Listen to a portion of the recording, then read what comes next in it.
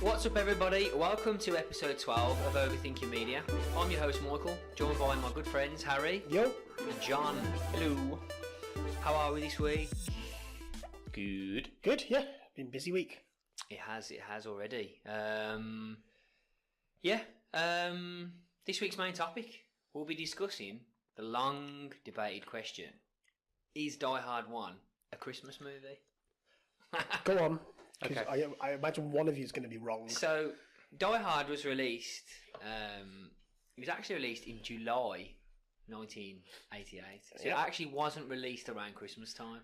Okay. Right. And it was a summer blockbuster. Exactly. But, you know, like I've done some research into this. A Miracle on 34th Street May. came out in May as well. So that doesn't necessarily mean that it's not a Christmas film. Right. Very odd for that to come out. That was May 1947 that was released. That was before the summer blockbuster was a thing. Yeah. Like, movies just came out back then, so... But even then, why would you release that film in May? Maybe they didn't have as many movies to release. Maybe. But yeah, what are your thoughts? You know, Go on, John. You be wrong for 10 minutes and then...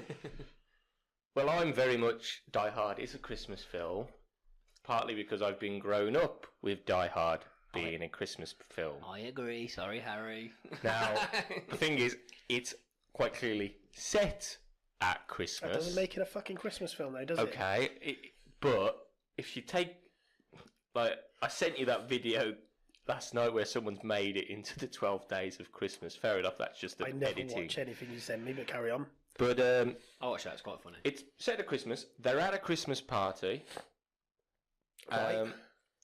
It's snowing, and there's a happy family ending. It's like, oh yay, happy, we've survived the terrorist attack. Happy family ending. Let's all go to Christmas. Christmas celebrating. So it is a Christmas film. Even the screenwriter for the film has come out and says he believes it's a Christmas film. Everyone else on that film, apart from Bruce Willis, has said that it's a Christmas film. So I don't understand why it wouldn't be a Christmas film. Because it's fucking not a Christmas film. The Santa Claus is a Christmas film. Okay. The Grinch is a Christmas film. Elf is a Christmas film. What makes it... They're about Christmas. This film isn't about Christmas. It's just set at Christmas. The only thing that makes it a Christmas film is if it personally is a film that reminds you of Christmas. To me, Buffy the Vampire Slayer is a Christmas TV show because for some reason it reminds me of Christmas. I grew up remembering my mom watching it at Christmas. It's not a fucking Christmas TV show though, is it? So Die Hard is a Christmas film to you, but it is not a Christmas film in genre. It's not a Christmas film. Okay, so I'm just going to throw a few little bits out there while you guys are discussing, and then we can sort of discuss these little topics as well as we go. So I'm going to try and convert you, Harry, but then you're going to try and convert me as well. But yeah, so I get what you're saying about that.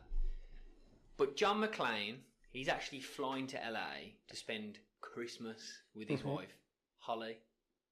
Yeah, I know. I've clearly watched the same video as you. Yeah, I'm going to say, you know. So that's one to think about.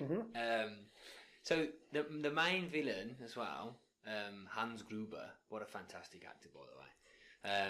He actually plans his robbery around Christmas because he knows that the Nakatomi building would be short-staffed. Obviously, the film takes place at a Christmas party. Specific Christmas songs play throughout the whole of the throughout the whole of the film. I watched the video. You know, Let It Snow can be heard at the end when they're walking off into the distance. Before the paper falling down looking like snow, yeah. I think when, I forget the song now, but when the vault opens, that's a Christmas song as well. Is that Jingle Bell Rock? I can't... No, it's like an operatic. Yeah. Yeah. And then the policeman as well, he actually is whistling Let It Snow as well, whilst he comes out of the shop from buying Twinkies. What else we got? Sky Movies, which I found out today. It's on their Christmas channel. It's on their Christmas channel. Yeah, but Sky are the worst. I'm a virgin man. You know what I mean? If you're not That's a UK, turn. if you're not a UK listener, that's our service provider, Virgin Media. I don't know if he actually is in America, Virgin Media, but anyway, but You've yeah, heard of so Richard Branson I'm a as well. Virgin man, and that they do. Sky Movies has it as their Christmas movie, so that's an interesting. Doesn't mean it's a Christmas. It's a film to watch at Christmas, but it's not in genre a Christmas film. Well, it's funny that this gets such this question comes about so much. It's actually been quite debated on the internet. It's funny because when you look at I was doing some research into it. Lethal Weapon 1. Yep. Again, he's set at Christmas. So why isn't that a Christmas film? Very Christmassy as well. Because I don't like Lethal Weapon. Oh, so there we go. Really? So your argument is based exactly what I said. I haven't watched Lethal Weapon. I guess I'm a John McClane guy instead of. The original Lethal Weapon. So my entire argument, it's not a Christmas film unless to you it personally reminds you of Christmas. Yeah, I will go with that right argument. Okay. So why isn't Lethal Weapon a Christmas film? Because you using the Sky example. Now, fair enough. This is going That's pro just an Harry. advertising ploy. Groundhog Day is also on the Christmas channel. Mm-hmm. Now, Groundhog Day, I think is more November. It's not even Christmas. It's not even Christmas. No. It's leading up to Christmas. But some people see it as a Christmas film because it reminds them of Christmas. And then there's the other one that Iron Man 3 is set at Christmas Eve, isn't it? Yeah, I don't, and that was released in the summer. Mm-hmm. I don't anticipate that as a Christmas film. Nope. So again, it just being set at Christmas is not a Christmas film. I think the reason that Die Hard is a Christmas film is because it had so much Christmas in it. Like, we're robbing it because it's short-staffed at Christmas. They're singing Christmas carols. They're at a Christmas party. There's Christmas jumpers. There's the stereotypical people trying to get it off in the photocopier room at one stage. It doesn't have to happen at just Christmas. That's not a Christmas only thing. John, your Christmas parties are wild in the office. You don't set on fire if you have sex in an office outside of Christmas. It's not against the law. That's a bit of a weak argument, but sure. Yeah, it's just they mention it. The whole thing is set around it being Christmas. Fair enough, it's a terrorist attack going on. It's a bank robbery, but it's a bank robbery happening at Christmas. Mm-hmm. And I think, again, I've always watched it at Christmas. It's always on. It's been on twice already in the past 2 weeks. It's on at Christmas. I know, but if I watch Die Hard at Christmas, it's like I do it every year. I watch Die Hard at least once every Christmas. That's what I'm saying. If it's a Christmas film to you, then it can be a Christmas film to you. But in genre, it's an action film. I would agree, but the people that put the stuff on the telly, they do tend to put that on around Christmas time.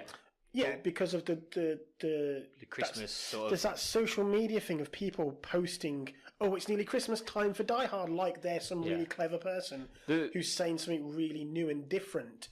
Where it was like when Back to the Future, we were coming up to the date that was on the DeLorean, and everyone's posting it everywhere. Ooh, Marty McFly's coming. It's the date they posted in the future. And it's like... There's photoshopped versions of it all. Yeah, and everyone's posted 800 times. It's the same with this Die Hard thing. It's like, ooh, it's Christmas time for Die Hard. Oh, you're fucking clever. Yeah, funny you should say about this. There has actually been a poll done recently in regards to Die Hard being a Christmas Where's film. that on Twitter? Where? I can't remember. It was a social media thing, and I can't remember where the articles come from, but it was basically 60% of people say it's a Christmas film. I would agree.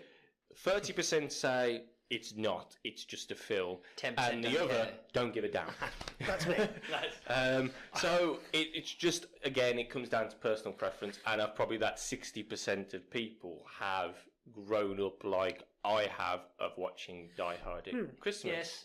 I'll agree. It's an appropriate film. I say you can watch any film at any time, but it's an appropriate film to throw in when you're watching Christmas films. Yeah.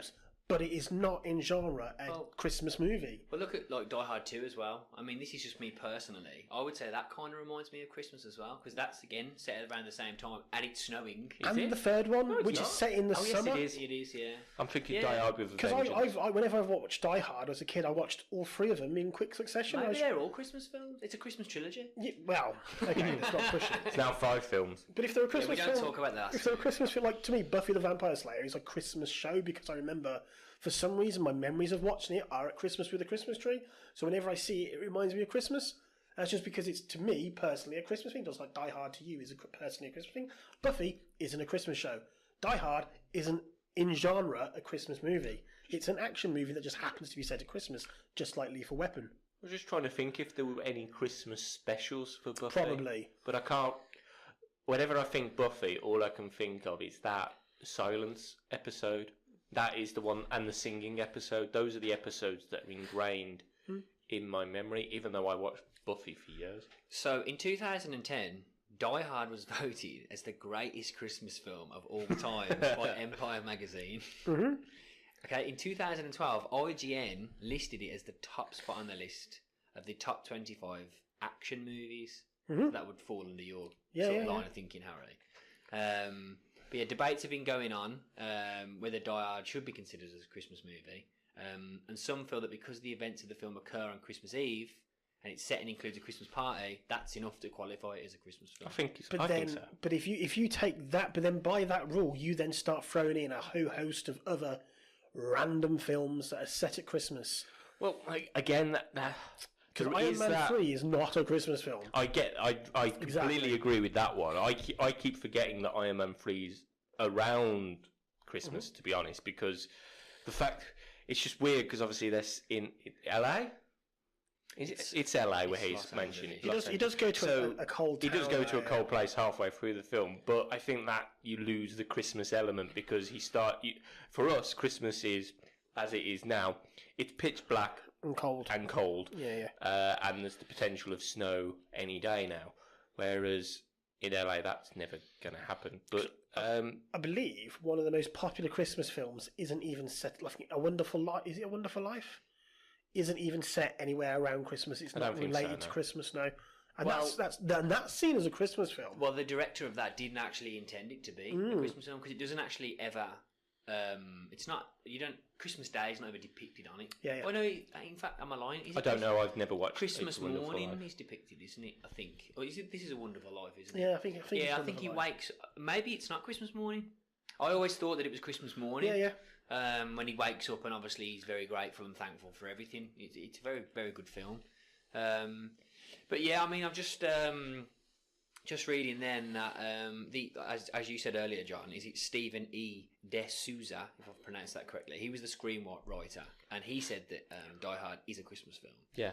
But then on the Comedy Central roast, when Bruce Willis appeared, and so did his past wife Demi Moore, he said Die Hard's not a Christmas movie. It's a goddamn Bruce Willis movie.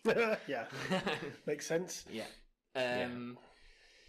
But yeah, I suppose it does harp onto that. You know, the themes. Do they depict? What the movie genre is. So I suppose if it's snowing doesn't necessarily mean that it's a Christmas film. In that case, Hateful Eight is a Christmas film. Yeah, exactly. yeah. To be honest, I am probably going to watch that this week, so it is going to become one. The one argument I did hear for it that made me kind of almost go, oh, okay, I kind of see what you're on about, is that Die Hard is technically not a carbon copy, but there are so many similarities between Home Alone and Die Hard. Mm-hmm. So, like, Die Hard is about some bad people going to a place, and the hero takes them out violently on his own, and is reunited with his family.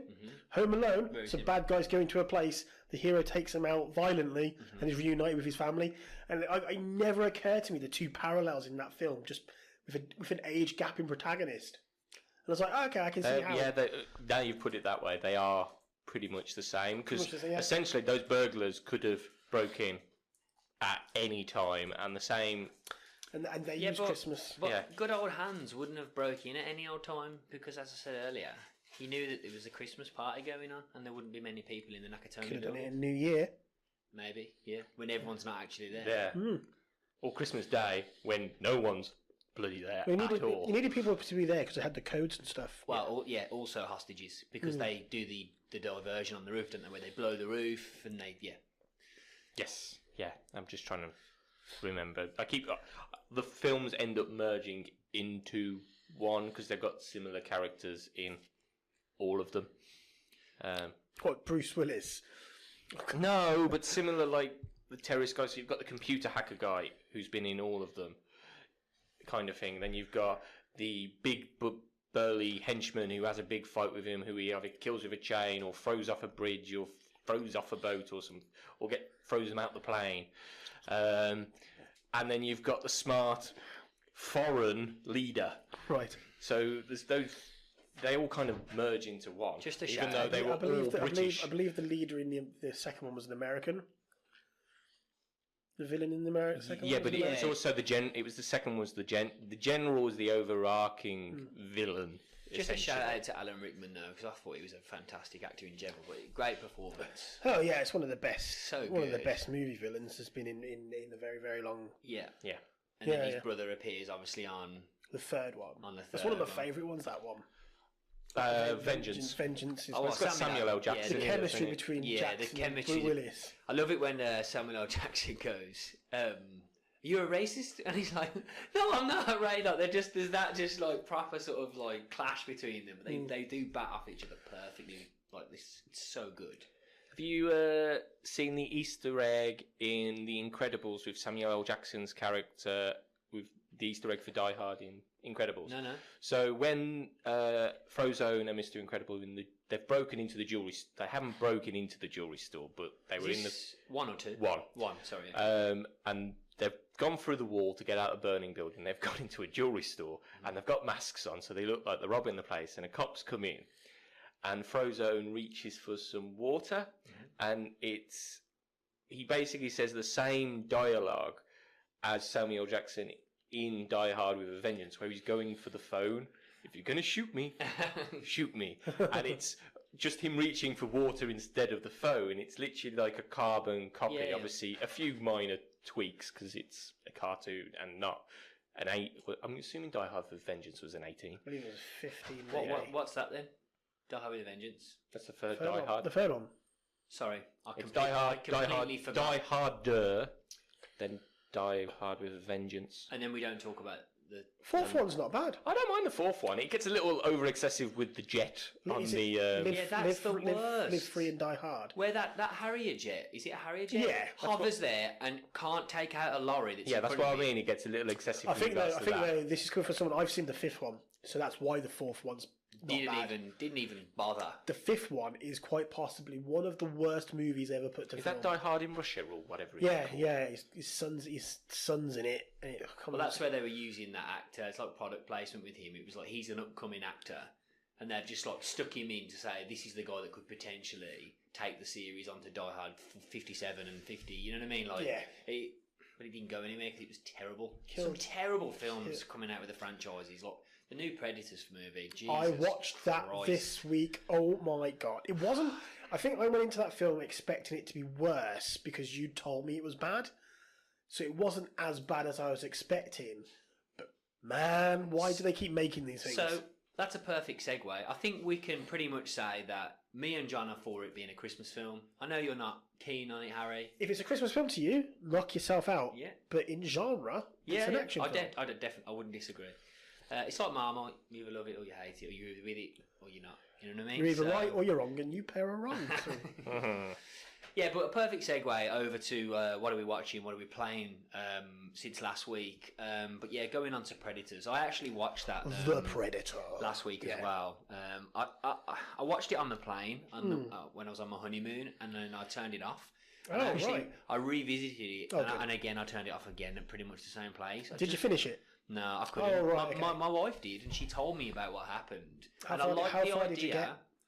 I got to the bit where the kid gaffer taped the incredibly heavy Predator gear to his face. Oh, wow. And then walked around and thought, yeah, that's great. Like, So you missed the majority of... You missed the good parts? Well, yeah, but I still haven't watched it yet, and I will be watching it, but... Yeah, no, I won't spoil We anything. won't spoil it, Because he's only seen the first 20 minutes of the film.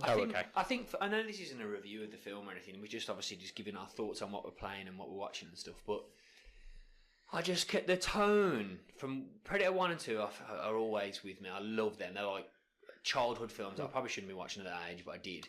Every week he mentions that. I do, because I've got big balls. I watched these films when I was 5. And then obviously I do ignore the Alien vs Predator films because they're good, they're entertaining, but yeah. Requiem is one of the best films ever made, according to John. I didn't say. So, and then obviously, I enjoy Predators. I like the concept of Predators dropping, was alright, yeah. dropping special I had a good- forces yeah. people into this area Yeah. to fight. But what they did with it, they're trying to look at the Marvel Cinematic Universe, in my opinion, and copy the same formula. A lot of films are. Yeah, I know, but it's really killing franchises. Yeah. It's not a comedy. You know, like when you look back at Predator 1, when they're in the helicopter, and one of the characters, I forget his name, the guy that's got the big minigun, and he makes a joke, you know, The this governor. stuff will make you the goddamn sexual Tyrannosaurus, just like me. It's funny. It's a wrestler. Yeah. Jesse Jesse Ventura. Ventura. Yeah, Thank you. Was it Jesse Ventura? Jesse the Body Ventura. Yeah. So that was a joke that happened, and like when obviously Arnold Schwarzenegger throws the sword at that man and he sticks it into him and he goes, "Stick around." Like it was sort of slapstick comedy that sort of happened, but didn't take itself too seriously. Yeah. And but it didn't take you away from the seriousness of the film. This film, Predators, or what is it? What's it called? Predators. The Predator. Like they didn't know whether it was going to be a horror or I could go on. It was just horrendous. The problem, the main problem with this film is it's called The Predator. There's more than one predator in it. yeah. Which is in the Well, yeah, trailer. I've seen that. Yeah. There's like this bit. Now, obviously, not seeing the film, I'm assuming it's a man-made predator. But again, I could be. Well, the way it's come across, but when I was watching the trailer and then I see who's in it, I was like, why are they putting comedy actors who you see in these comedy films? Now, fair enough, they're not. I mean, and I was just there's like- one comedy actor in it, but all of the characters. That's the black guy, right? What's Keegan, his name? Michael He's Keegan. hilarious He in that is. film, by the way. Yeah. That's the only probably thing I liked was him. He's comedy. Him and Thomas. So the Thomas Jane character, the guy with Tourette's. Where they used to bat off each other. Yeah, them pair are really good. Them But pair are again, really good in it it. didn't deserve its place in the film. I don't understand. It just doesn't. But all of that squad, they're all comedy characters. The lot of them are all cracking jokes. And the tone in this film shifts a lot from the main character is quite a really violent person, and there are some bits. I go back and watch it because there's a particular bit with a tranquilizer gun which made me howl. It was that funny. I don't want to give it away because you've got to watch it. Isn't this where I know what it is?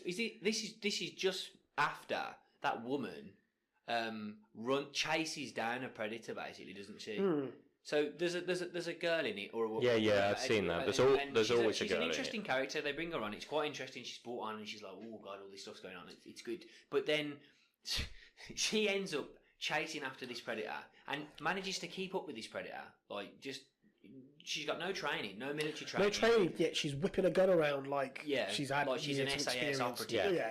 And I'm like, no, this is just wrong. Like You want realistic, so you want the predator kicking.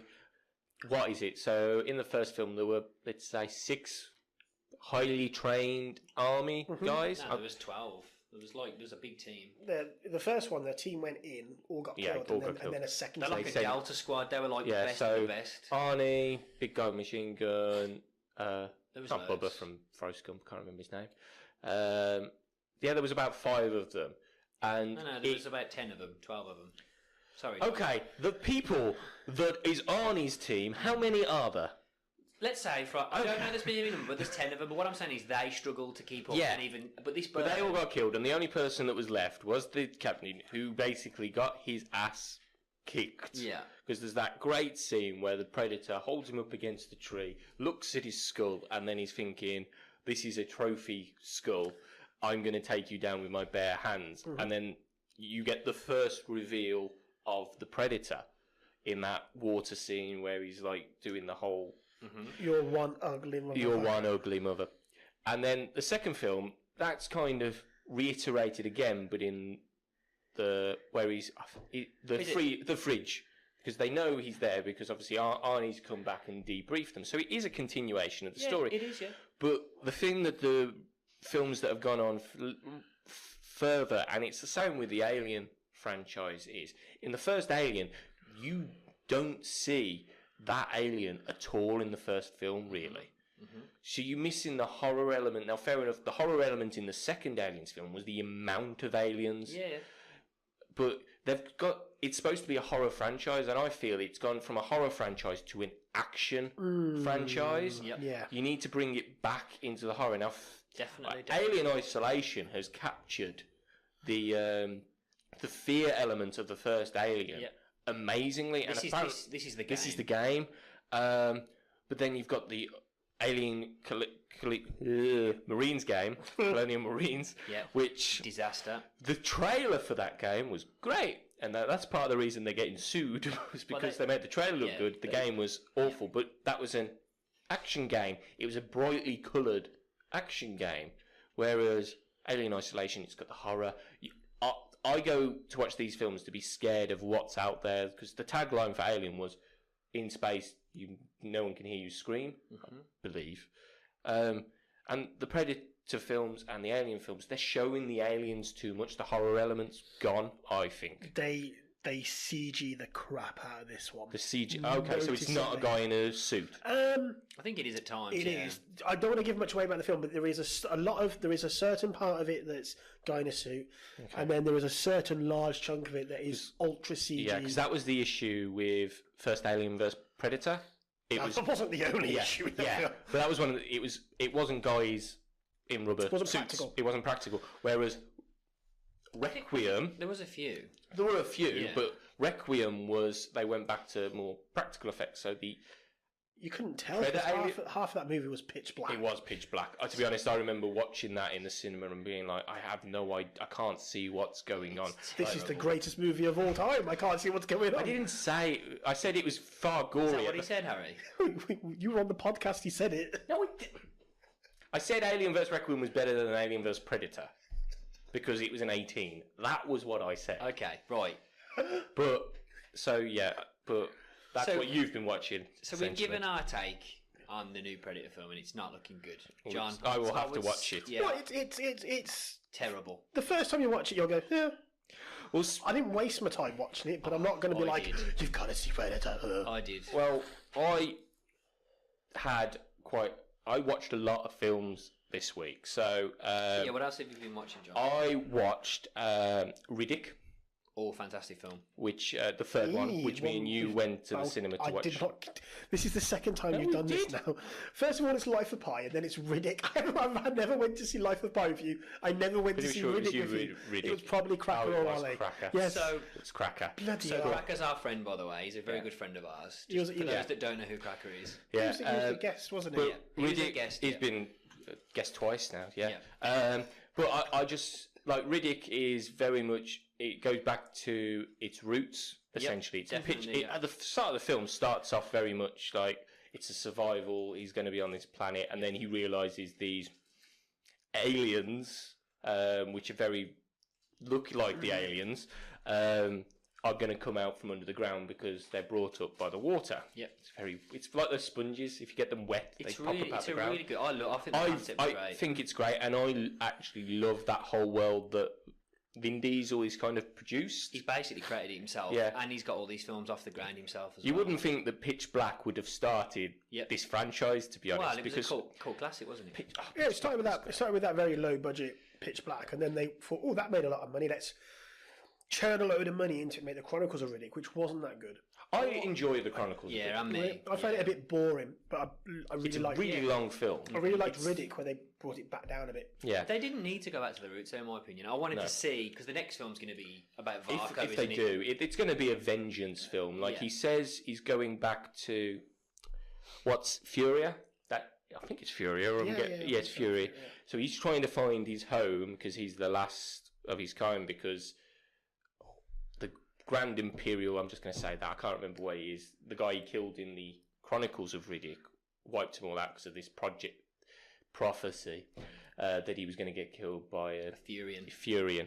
And Carl Urban, just great, reprising that role for like a 30-second scene. And it was great, and the way that... Sorry, stop you there. Does he reprise his role in Riddick? Yeah, he's in it for like 30 seconds because there's the scene... They stab him and leave him for dead on the planet? He's in it? Carl Urban doesn't. Carl Urban doesn't. Oh, hold on. Sorry, can we just... Sure? Can we just pause a second? Because I haven't seen it for a while. At the end of the film, you only see an image of the underverse, like the sort of suction into like a space. You're on Chronicles. Is that Riddick. The third one? No, third one is Riddick, so it's Pitch Black, Chronicles, Riddick. Yeah. So how Riddick starts is there's a bird going to some rocks and Riddick's hand comes up and chokes the bird and he says, here I am. Tells you about the story. And he goes back and does a flashback of how he ended up pretty much And dead. Varko makes an appearance there. Varko appears in his bed chambers, and he's asking him where Furia is, because the Supreme Leader, whatever he was, deleted it from the record, so he knows where it is in his head. So Riddick can't kill him, so he uses it as he dangles Furia in front of him and says it's this planet, which is basically a backwater, and that's dead where he planet. gets betrayed. He gets sent to this planet with his lackey, and his lackey basically drops to get rid of him, drops half a cliff. Yeah. Just because he's like trying to tempt him to come closer, so he just blasts the cliff, and then that's where the film starts, and then he calls the bounty hunters. At the end, if you remember, he asks where Varko is, and they basically said he's gone into the Underverse. No, he doesn't. So I'm gonna get this up. no, so the end of the film is he is flying in a ship because he's been saved by the lady from Battlestar Galactica. Can't remember her name. It's been a while since. So he's flying a ship. The other ship that the Mercs are on comes in front of him, and they have a conversation. And he basically says, "You've got a spine, Jones," or whatever it is. And he says, "Where will you go?" "Actually, don't tell me." So then Riddick flies off, and he basically says in a narrator way, it's always, whatever happens, you've always got to go home at some point. And then he flies off into space, and that's how it ends. What version did you watch? The version that was in the cinema and is on Netflix. Well, in the theatrical version, which is the one I've always seen, and I've got it on Blu-ray in there. That'll be my version. Yeah, it's at the end of the film, after what you've just said, where he flies off, there's an extra scene where it's on the Necromunda capital ship, and he kills Crone. Okay. And then he finds out that Varko has crossed the threshold to the Underverse. Is that like an after credit? Yeah, and he sees like this. He sees the threshold out the window in space. It's like a sort of black hole sort of thing, and really looks out the window, and he's told that Varko has gone to receive transcendence. Oh. And then he's either dead or alive, isn't he? Because he's basically.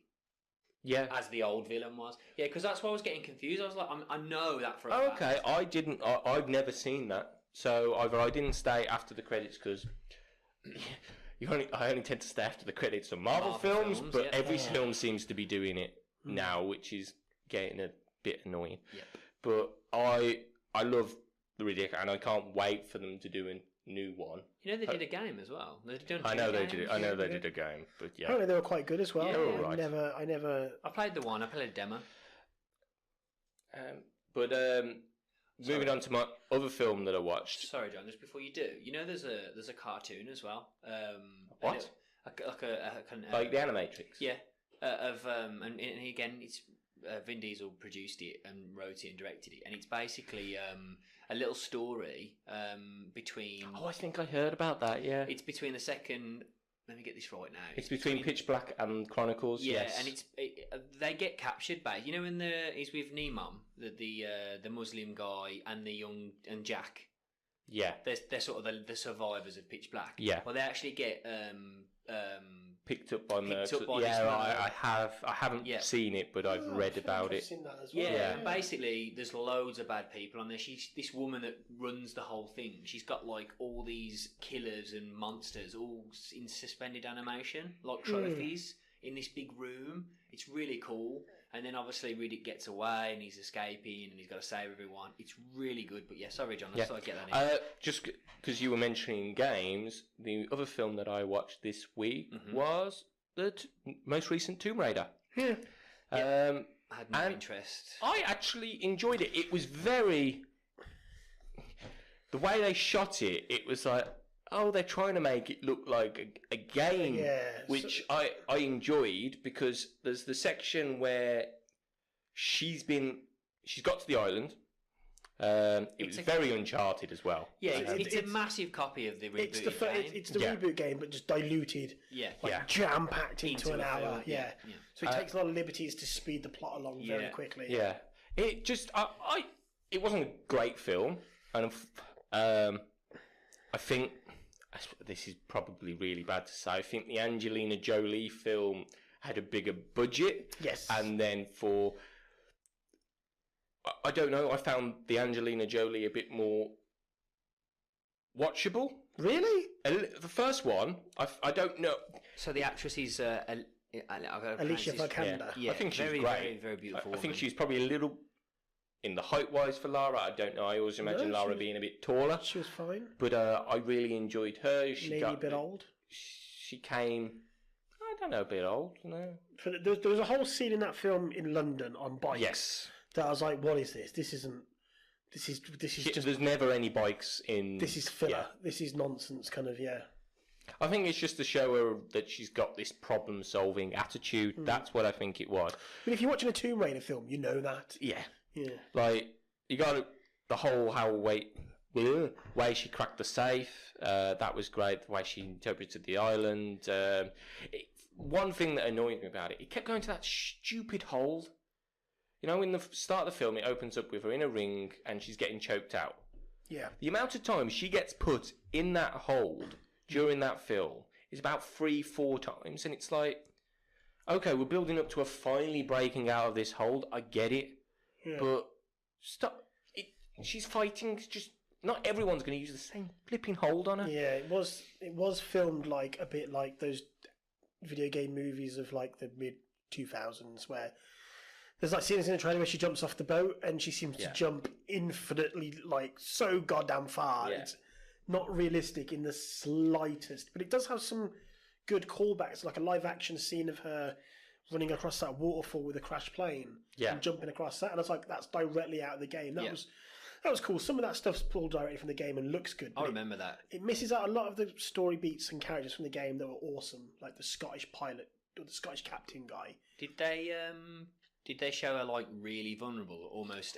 When I say this as well, I don't mean this in. I know what you mean. She almost gets raped in the game, doesn't she? Pretty much by this sort of weird, sort of like hillbilly-esque type men, and then but it was the scene of her struggling out of that and then killing that person. It takes a toll on her.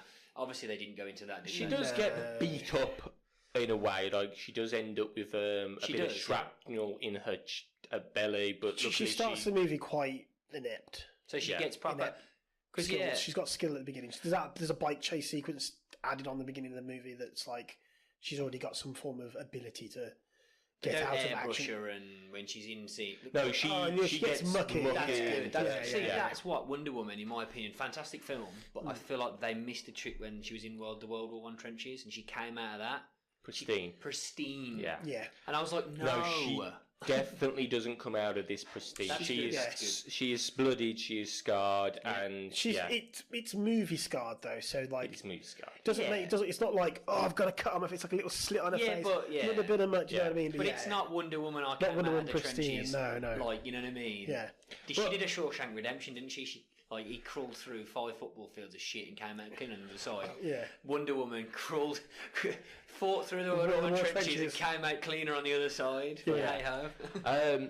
But there's a shot in it that I was just like, this is great. Set up by the director and the photography department, because she's standing there looking out and you've got this camera shot and they're pulling some barrels up the hill, and the way it is, it's literally like if you're standing waiting to go and do like a stealth mission. So you had the barrels there which were moving and just hanging there, then you had some barrels here and boxes there, and the guards like patrolling. I was thinking, this is like taken from a game. You walk into an area and walk into an area and you're like, okay, I'm going to have to do stealth here. And it was just like, and the way she was running around with the bow and sneaking into the camp, was like, go behind here, go through here, round here. It was very reminiscent of, they have studied the games to do it. Yes. Now, fair enough.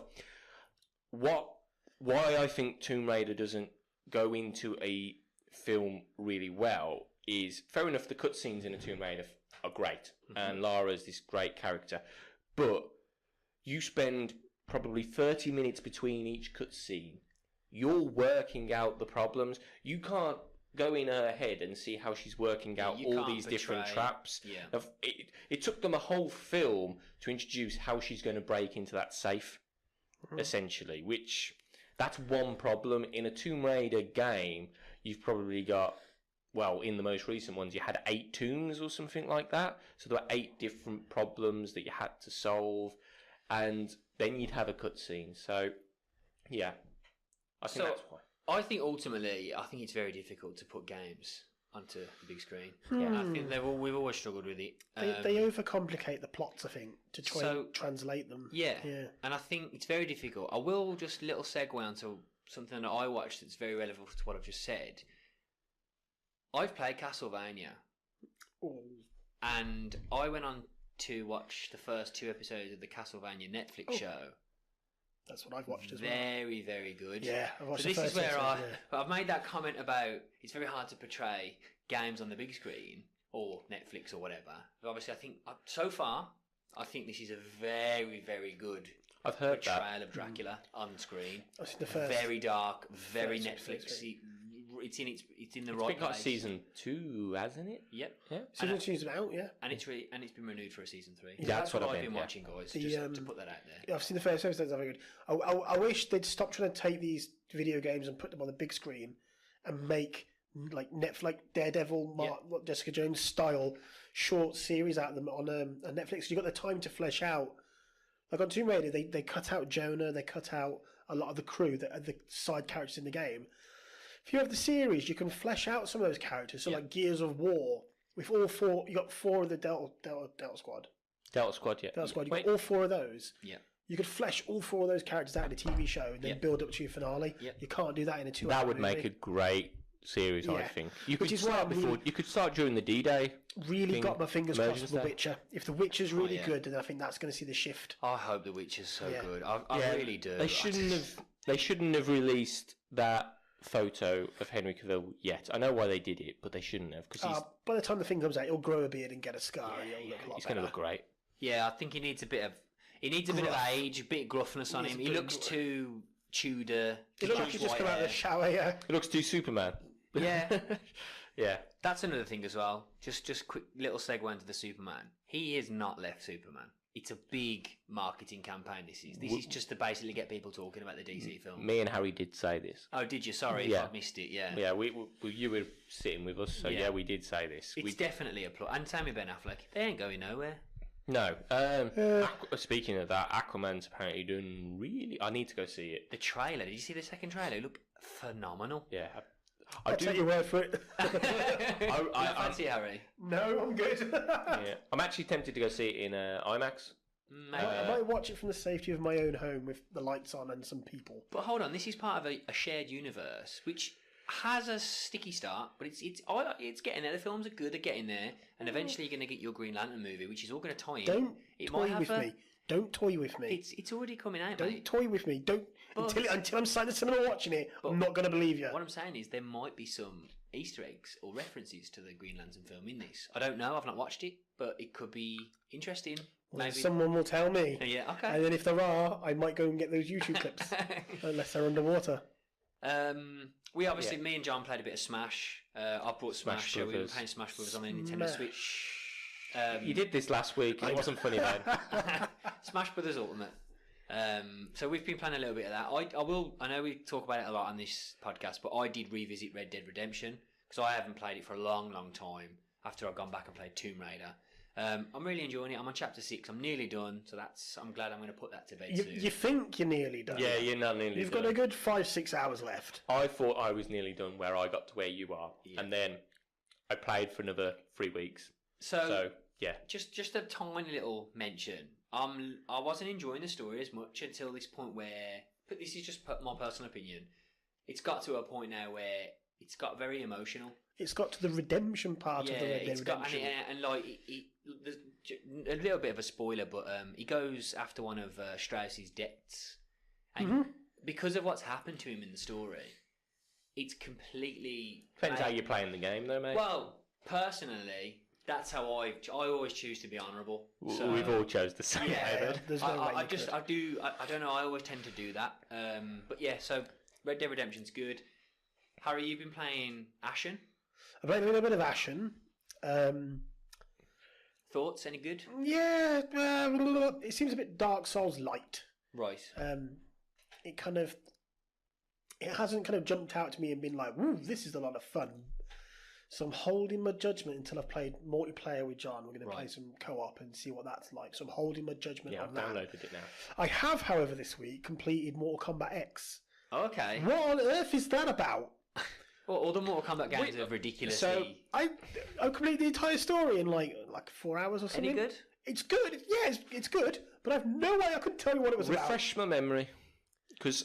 about. I have no idea what it's about. Oh, okay. So there was Mortal Kombat 9, yeah. in which that was a great story. And that was the story of Mortal Kombat 1 to 3. Yeah, but there was some changes because didn't they kill Liu Kang? He was already dead, wasn't he? No, yes, maybe. So A lot of people died in the first Yes. thing, and then they're the bad guys in Mortal X. Kombat X. yes, That's what happened. I think there was a time that was it. There was a time travel element. Yeah. Always time travel. Just to solve any problem in the narrative way. Oh, it rebooted the whole series. yeah. Great, though. Raiden, Oh, did he really, yeah? Raiden goes back to Mortal Kombat 1, and then you play through Mortal Kombat 1, 2, and 3, but with like a bit, but with that knowledge of like that time.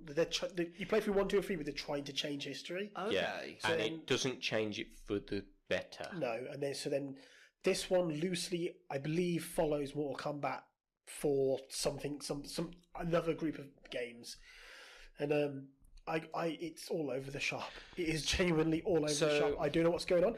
The main characters are the sons and daughters of some of the older characters. It's set 20 years in the future. Yeah, I don't know why So- they didn't just reboot that game. they did. have. This is the That's what this, Mortal this is the Kombat 9 is. second in Mortal Kombat 9's a reboot.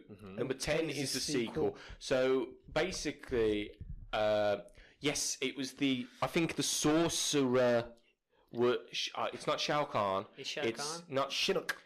No, it's the green guy, The bold guy. the blue green necromancer guy. I can't remember what his name is.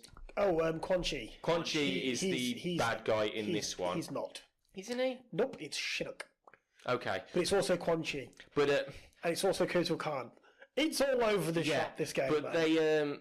they end up getting killed, and they were trying to bring back the main characters that died. So their kids are fighting them. So there's Liu Kang and the princess. What's her name? Katana, Katana. They actually become the emperor and empress of Neverrealm. Neverrealm at the end of the game. They are the bad guys, and they do something to Raiden. So basically, This game's been out a while. They've just I know. announced the next game. You might get a listener that goes, So- throws his shoe at the telly or Yeah. something after he's heard the, that. the, the end. So I think the end of this one is the start of they've rebooted and done Mortal Kombat 9. They followed it up with 10, and at the end of 10 is where the next game is going to be original story now, Yeah, and Raiden's going to be the villain.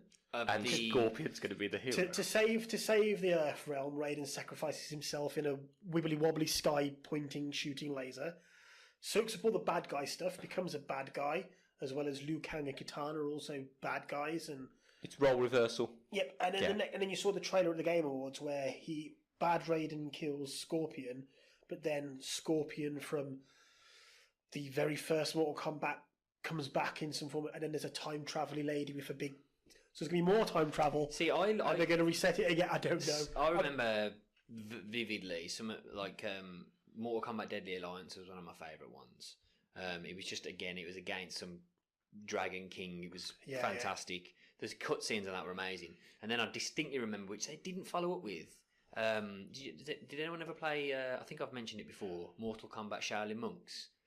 Yes, I did. Was that the one where you had to run around as well? And it was like a fighting game / third person sort of 2D looking game, and it was fantastic game. And you got to play as my two favourite characters, which was Liu Kang and who are in 10? They are in 10. It's Liu Kang and Kung Lao. Kung Lao with the hat. With his bladed hat. They're in. Anything else before we move on to the film discussion this week? I played Below. Yeah, what are your thoughts? Because I'm really interested. Now, 5 years in the making. 5 years in the making, so it's on Xbox Game Pass. Yep. So I didn't have to. I downloaded it the day it came out, and I managed to play a bit over the weekend.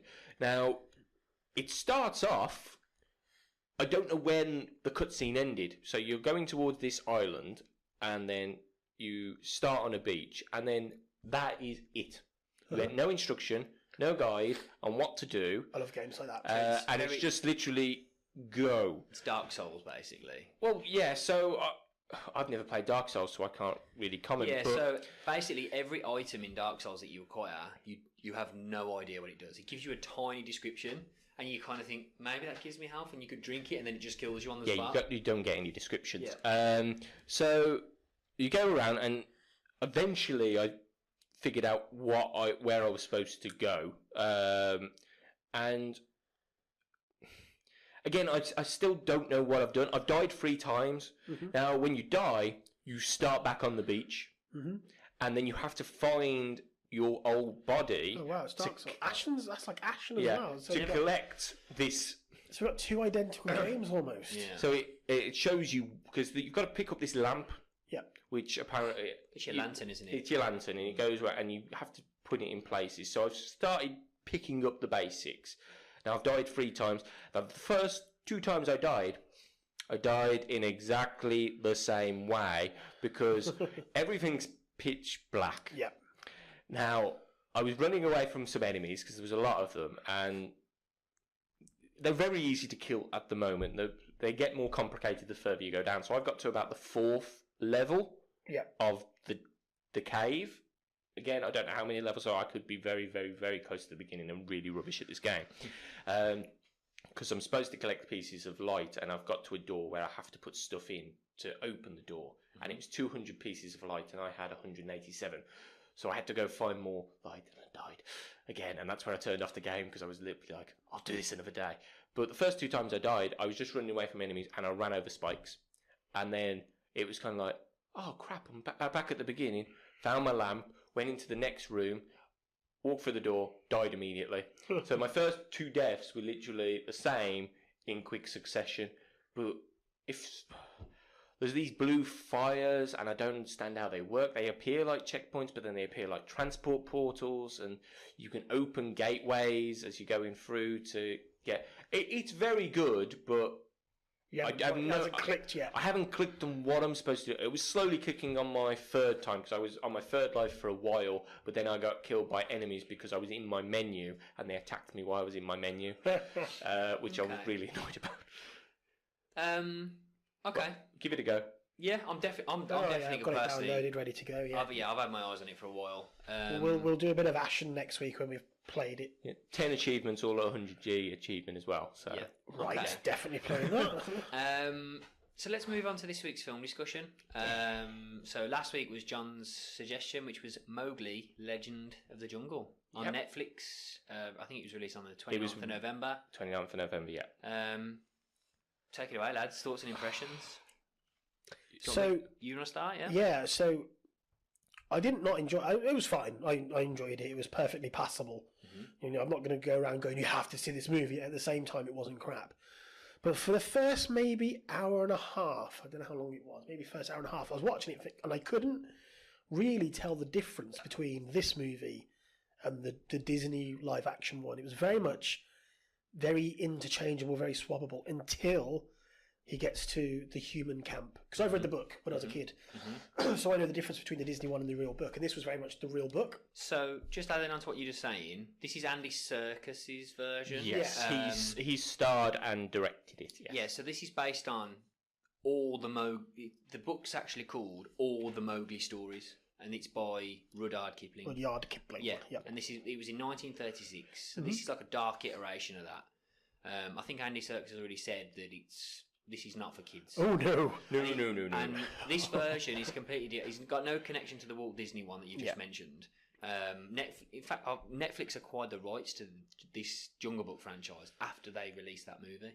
Yeah. So very odd. Yeah, so what happened in regards to that is, Andy Serkis announced this film, and he had the cast that he's got for this film. Oh, it's fantastic. Yeah. Fantastic. We'll move on to the casting in a minute. Yeah, I've got that down. But so Disney released, basically, after he announced when he was going to be releasing his Jungle Book, because it was originally called The Jungle Book. Yeah.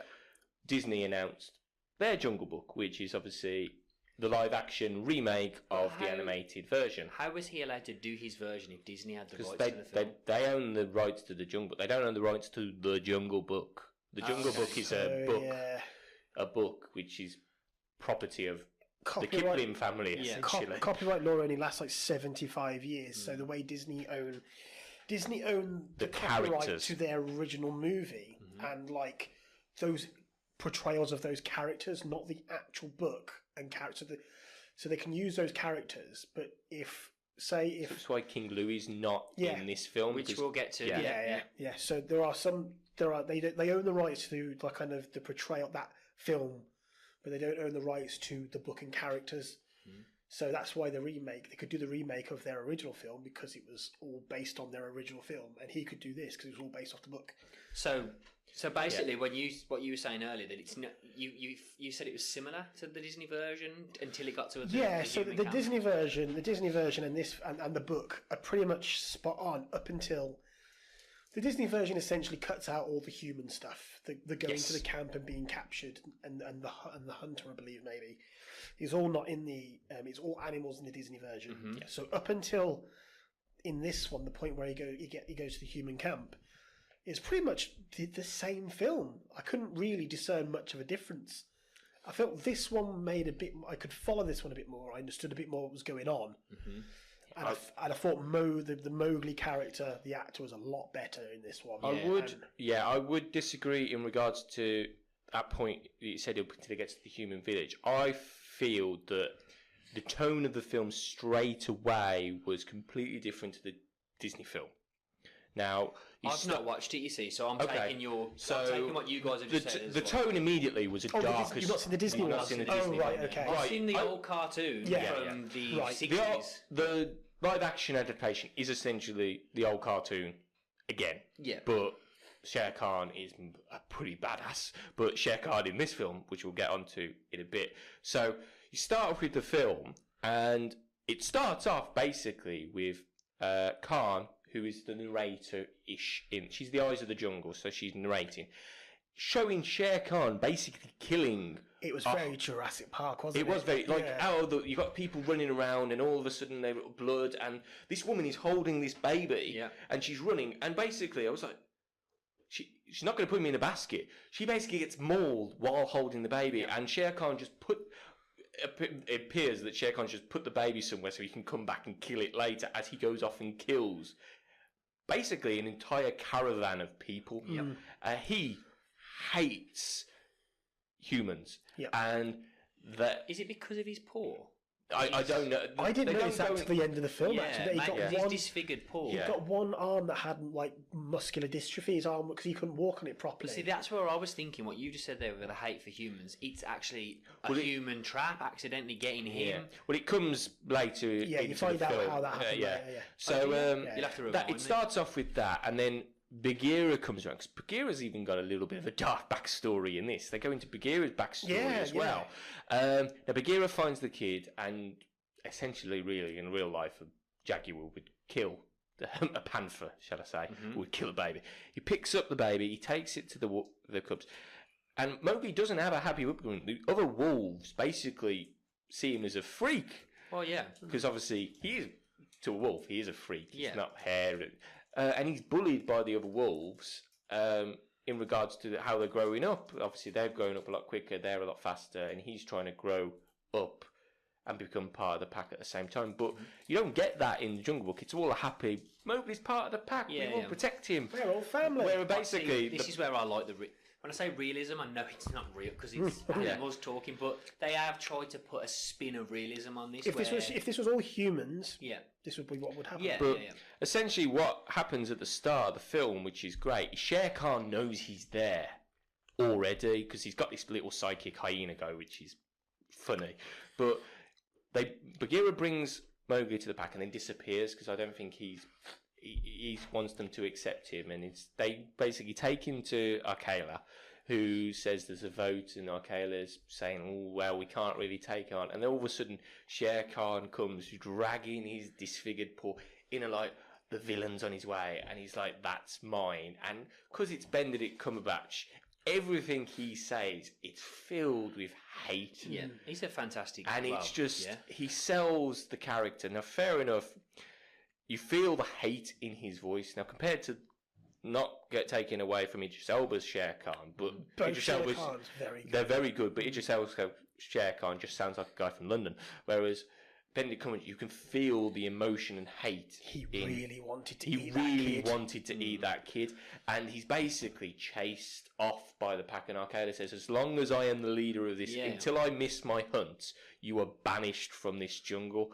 And it's like, so then it goes flash forward, Mowgli getting prepared for the pack, and that scene where Shere Khan reappears and Mowgli's under the water. Yeah, it's brilliant. It just shows you the tone of this film, what it's going to be, and the water turning red. And He's just eating something. He's eating a cow, hasn't he? Because he's eating a cow, which is sacred. It's set in India, isn't it? Because the people are Sikh. They are Sikh. Yeah. But yeah, Rohan Chand, who's the little lad, 13-year-old lad who plays Mowgli, I thought he was a great little actor. He's great. Fantastic. Brilliant, right? Absolutely fantastic. But just going on, you can carry on. Andy Serkis plays Baloo. Oh, I great. preferred his Baloo to Bill Murray's. He's he's obviously been in a lot of fights over his time because He's a drill sergeant in this. Yeah. He's not. But he's been in a lot of fights, hasn't he? Because his lips half hanging off, pretty much, or like. They even say he doesn't have a tail. Yeah. And then obviously you've got Benedict Cumberbatch, as you've mentioned, as Shere Khan. I said this to my wife. I was like, "That's Christian Bale who's playing Bagheera," and I was correct. Yeah. I didn't for some reason I didn't catch on that Cate Blanchett was playing Car. Oh really? Yeah, I don't know exactly why. like her. I know. And then obviously you've got Raksha, who's played by Naomi Harris. Yes, the cast in this film, isn't it? but the cast in both versions. Now there have been people going on and comparing these films, and so the films are really, really good. The stories obviously divert in a way. Like, for example, both Mowglis are great, very young actors, but the version that we watched this week, the one in the Jungle Book, is always pristine clean, which is going back to your realism. He's always pristine clean, whereas this Mowgli in this one gets beat up, gets covered in crap, and is shown to... He's not... When he goes to that man village, he is like a wild boy, which is... Because he's been abandoned from the pack, he's not being cleaned by his mom. Fair enough. But... Yeah, I like how they did that. Like, their wolves lick him, like to clean him. But you could quite clearly see the budget difference for this film. So the CGI... I don't know, but the CGI in this one was really good in places, and like the hyena looked a bit janky. Well, they stopped the release of this film a couple of months back to make more time to prepare the CGI. Yeah. So... I thought it looked good though. It's really, really good, and it was very watchable. It wasn't like horrible, and the only thing was like you watched the Jungle Books. Obviously, it had Disney behind it, and pretty much unlimited budget. And the wolves are obviously better CGI. They've got the fur, where these ones are literally like there's a wolf. We haven't got the detail of the fur, but like Baloo's character with Andy Serkis, obviously he's doing his mocap for the face. All the faces were the faces of the actors, great. Yeah, my wife said this. She said that did Andy Serkis do any others? Because she said a lot of the animals looked human-esque. Yes, all of them. Yeah. They all did mocap for it. Yeah, okay, that's why. So all of their faces were mapped onto the animals. So like, I never saw it when I was watching the film, but when you see the side by side. So there was I saw a video where they got a scene from the film side by side with a scene from just filming the actor acting. And you can great. really see like Christian Bale. The Bagheera looks exactly like Christian Bale. Yeah. You can see Shere Khan has that long Benedict Cumberbatch face. Yeah. But like a lot of people are saying, now fair enough, the wolves were a little bit off, but the Bagheeras, I wouldn't say you could really take any difference away from the both actors that played Bagheeras. They were both great. Bagheera on a level, fair enough. This Bagheera has a little bit of a darker. He had a bit more fire behind him. And he had a bit more fire. Even Baloo says, I can see what you... It explained... Fair enough, he was targeting Mowgli during the run. I really loved that bit. Yeah. There was a reason for it. When Bagheera's chasing him, at the beginning you're like, oh, he's just going to chase him down and... You know, it's all like he's not actually going to kill him. He's almost into his predatorial trance of his. Yeah. I say human instinct. His animal instinct. He loses himself a bit, doesn't he? That's it. Yeah. The bit where Mowgli, like he gets Mowgli in that kind of wood cage, little like wooden cage tree, and they both pause for a second, and you're like, oh, Bagheera's just going to let him get a head start. Oh no! Yeah. And he just starts going for him. The irony is, well, you sort of think to yourself, maybe he's consciously going to like let him go, but he's full on in kill mode. That's the happy story that people were probably expecting. Oh, Bagheera's going to let him be part of the pack, but no, Bagheera wants him gone. But then it all becomes a little bit more clear when Bagheera comes and visits him in the cage. Yeah. Bagheera was basically a hated man. Yeah. And his redemption was Mowgli. Yeah. And obviously he escaped because he basically gave in. He gave Mowgli the way to get out of the cage. Gain their trust, give in, and he can escape. Obviously, Bagheera never wanted him to leave the man village because he's safe in the man village. Yeah. There was no way a human, no matter how he's gonna, much training, he was never going to outrun Shere Khan at the end of it. No. So, but it was like, and even Baloo saw him going full big predator. He snaps him out of him, doesn't he? Yeah. He goes, Bagheera, it's so good. But, the emotion that this film carries, I think it's just brilliant. Yeah. It's just, there were areas of the film that were literally straight out of the other films. Now, fair enough, it's the same story in parts. Like, you haven't seen it, but Harry has. The Jungle Book, where, fair enough, King Louie's there. And there's Baloo and Bagheera taking on a squadron of monkeys. Now, that in the Jungle Book, they're not killing any of the monkeys. They're just batting them away. I'm a giant big bear, and this is a panther. So but it's like in this film, it's that monkey's on Baloo. He throws him, and it's caught and crushed by Bagheera. And it was like, go on. Yeah, but we like that sort of stuff. It was great. And the whole thing with Shere Khan coming up and getting his deformed claw and going down Mowgli. Now, fair enough, they did miss a trick because he does the claw thing, and then for a second they've got a shot. There's no claw punches, and then they go back again, and it's like, oh, he's got a huge cut down his arm. I was like, they missed the trick there. He wanted to eat him that bad that when he finally could, he was like, I want to save you every moment of this. Yeah. And instead of just doing it, and that's what causes him to get away, because he just wanted to really savor the moment. It's the evil look. Now, fair enough, it is literally Benedict Cumberbatch, but the evil look where Arkayla's fighting off the young cubs. Now, fair enough, Arkayla's going full hell. He's throwing these kids that he's helped raise off the cliff because it's our way. And then Shere Khan just gives Mowgli this like sideways glance look, like, yeah, I'm here, bitch, kind of way. So, talking about young cubs, should we talk about it? Yes.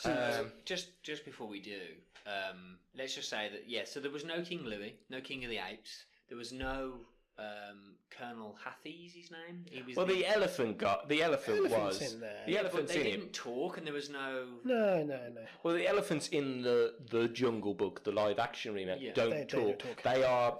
In that film, they are represented as they are as old as the jungle. The elephants are gods, and they created the jungle. Their tusks made the rivers. You get that impression because the elephant's got like moss growing off him, hasn't it? Reminded me of the tree ants in Lord of the Rings.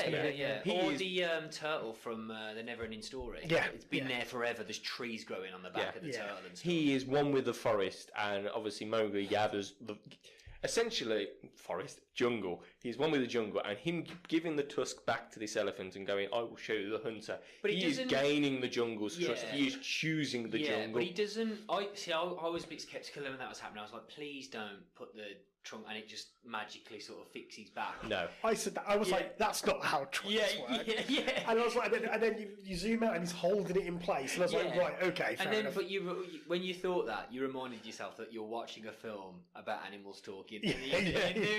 Yeah, okay. Well, the animals aren't talking. Mowgli's learnt the animal language. Yeah. That's what you have to remember. Because he can't understand the humans, kind of. Yeah. But so what you just went on to then earlier, my wife will never forgive you for. So I did not see that. I really did not see that coming. Now, fair enough. I knew that he was staying in a hunter's cabin, and it was going to be reminiscent of when Jim Carrey in the second Ace Ventura film goes into that hunter's room, and it's like, everything all right, Mr. Ventura? Yes, certainly. Why? This is a room of murder. Before we actually go on to most people that are listening to this will know what we're actually talking about. Yeah, if we don't say what it is. The fact that they put him in Boots, this little albino wolf. I thought he was very cute. Yeah. I thought I thought something bad was going to happen to him because I thought he normally does. And then obviously, I thought Shere Khan was going to get him. Yeah. So I didn't. but the fact that Mowgli, as a kid, I mean, kids do this. Kids maliciously say, well, adults do as well. But I think kids, they have a go and they don't mean it. They eventually learn that what they've done is wrong, and he did. But by that point, he had a go at Boo, and Boo had gone away right around off. And I thought, oh, that's so sad. His facial expressions, the animation, the emotion. I was like, oh. And then you see his head. Still smiling. Yeah, I was like, this is. Oh man! That scene where he's in that hut, and he's the camera's panning over all the stuff that he's caught. Did you catch it? I never thought I didn't. I wasn't expecting it, and it was a point where me and George were like, "What?" When you're watching a film, but you're having like a conversation about something. As soon as that appeared on screen, both of us just went deathly silent. I laughed. George goes, "Boot," and I was just like, "Oh!" And it just this silence. Yeah. I wasn't expecting it. No, it was like. And I think I said to Kate, I went, yeah, this is definitely not the Jungle Book. Yes, I laughed. I didn't hysterically laugh. I sort of laughed because I knew what my wife's reaction was next to me, and I just knew the implications it was going to have on her mood. Because I think Kate's was very similar. She was like, "Oh my god," and it was. So it was more of a. That's how I laughed. I think what made it worse was the fact that he silently cried afterwards, but the hunter came around and was like, arm on shoulder in a creepy way, went, "It's my first albino." Yeah. Albino, or whatever, how you said it, and it's like, isn't he precious? And it's like... And he's fighting back that tears and like... That's his best friend that just, you've literally decapitated. It was my favourite part of the film, but not because I didn't love it. It was a bit that got me. The Disney one didn't get me like that at all.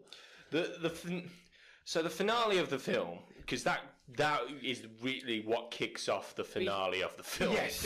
Before we move on to the finale, let's just make some little mentions just before we get on to the finale and start talking about it. So I just wanted to talk about when he gets to the village, his reaction to that woman sort of like bathing him and dressing him.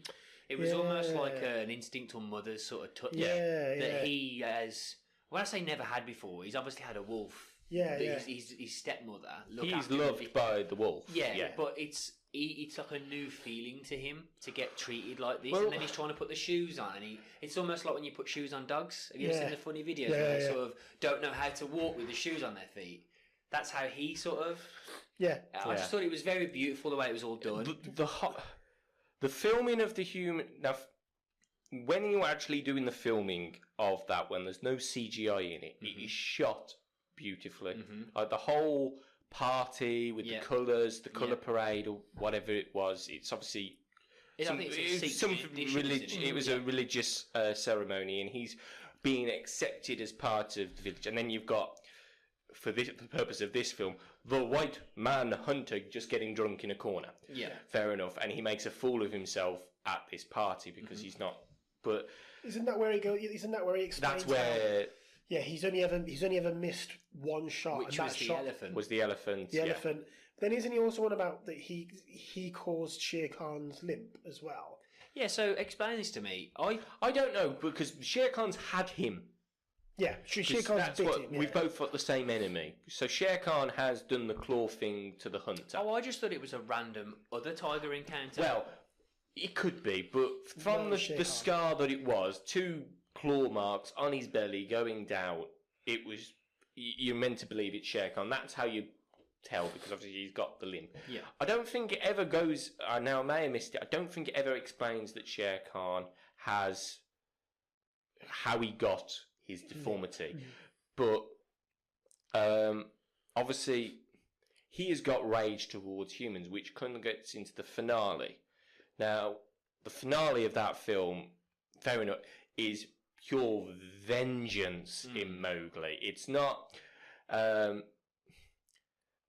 it's similar in the Jungle Book. Now, the Jungle Book's ending was far more epic Hollywood ending. Fire. Big fight, Bagheera versus Shere Khan, Baloo versus Shere Khan, which is very reminiscent of the animated film where you've got Baloo fighting Shere Khan to protect Mowgli. Because realistically, a kid is not going to take on a full-grown Bengal tiger. That's where everyone comes into play, doesn't it? So, obviously, this film was far more realistic in ways, because how Mowgli takes on Shere Khan is he has man-made tools. He has a knife. A knife, and he's thought of a plan. Obviously, he gets the elephant. Shere Khan knows that he's screwed as soon as the elephant starts surrounding him, because the fear shown in his face. And then he goes for Mowgli, gets in the tree, and Mowgli gets him. But before that, who gets shot? Akela. Akela. So Akela. Akela. So Akela. So he's the king of the wolves, isn't he? He's sort of like He's the pack leader.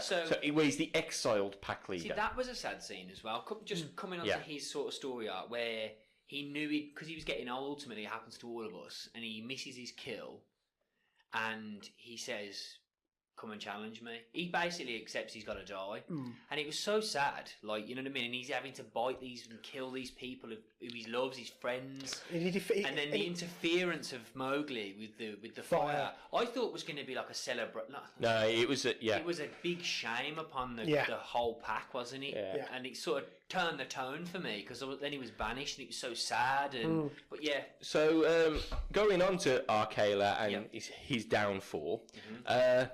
We spoke about it briefly when you weren't here, but the Akela downfall in the Jungle Book with Shere Khan. Shere Khan in the Jungle Book, the Disney one. They're just on that. They're on top. You know that scene where you were just on about, where he's like challenges.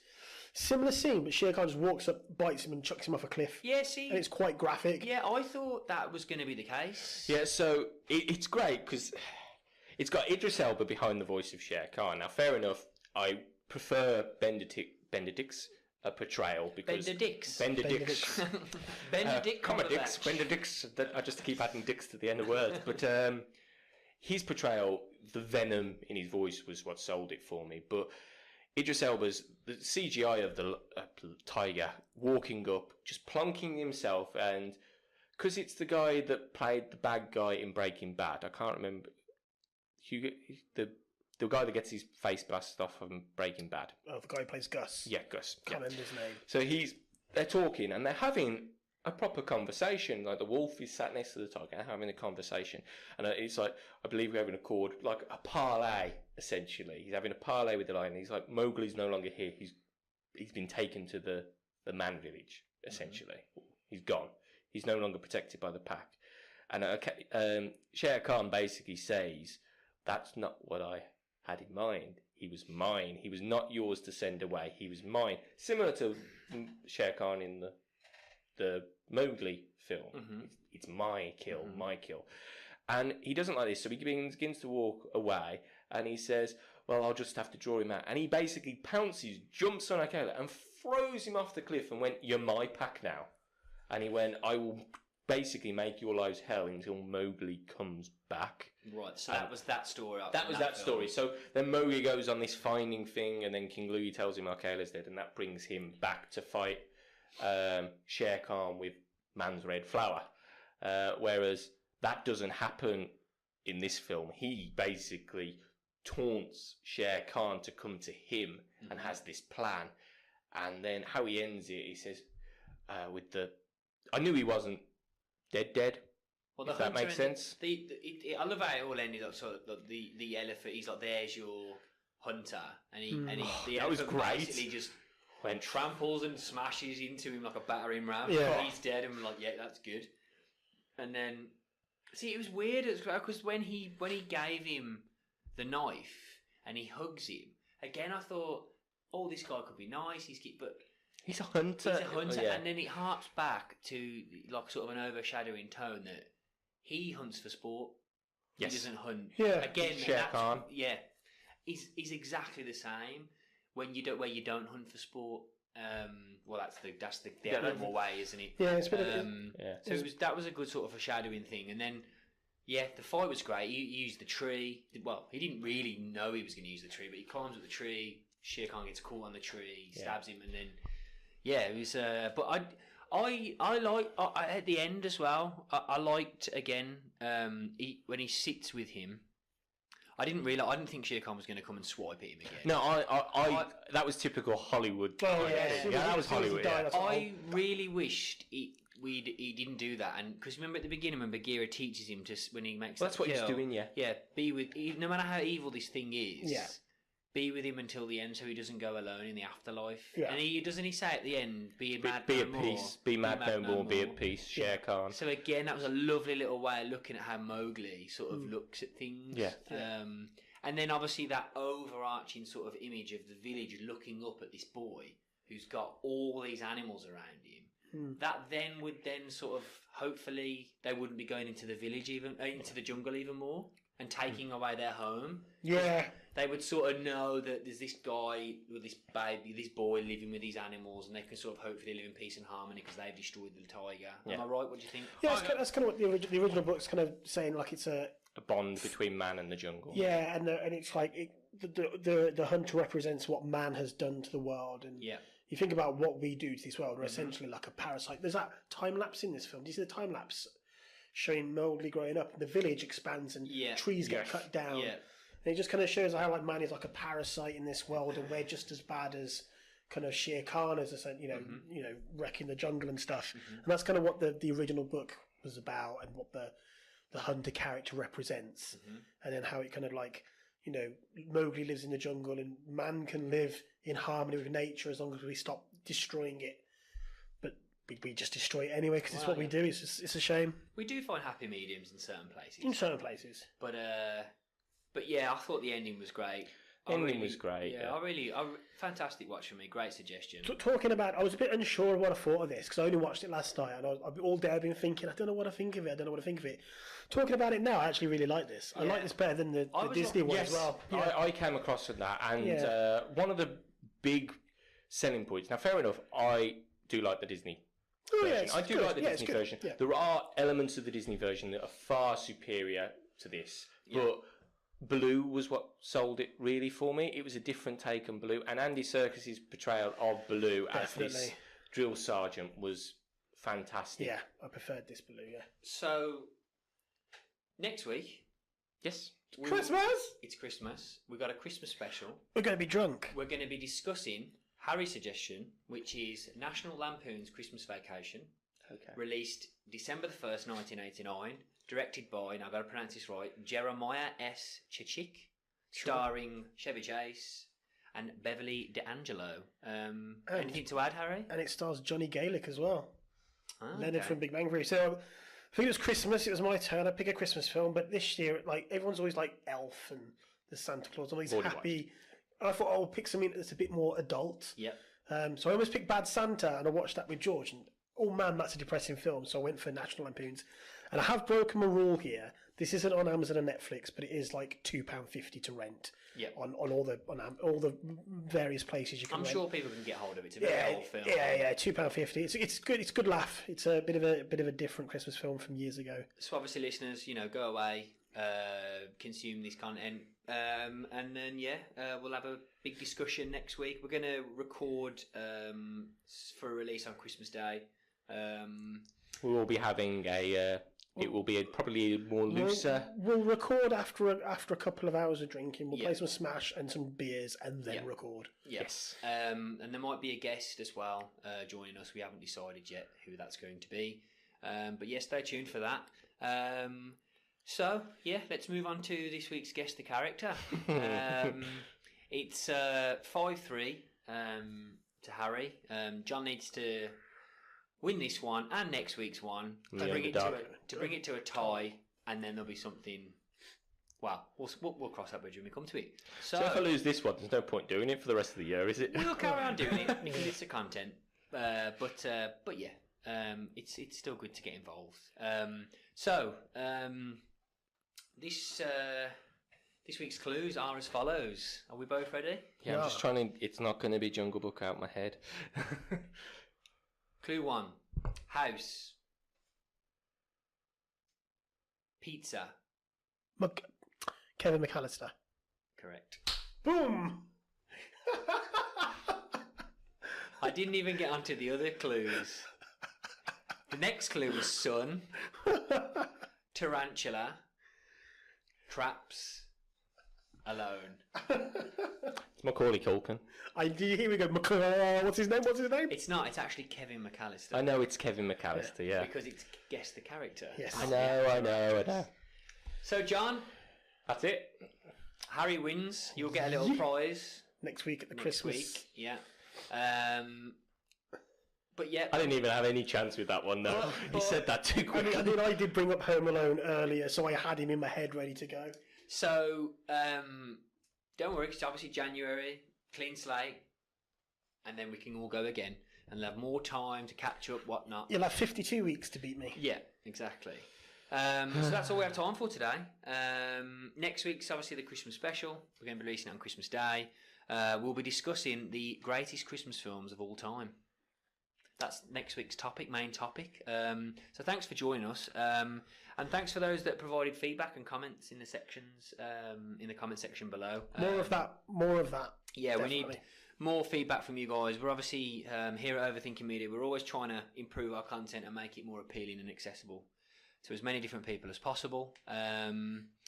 Yeah, remember you can find us on our Facebook, Twitter, Instagram, and YouTube.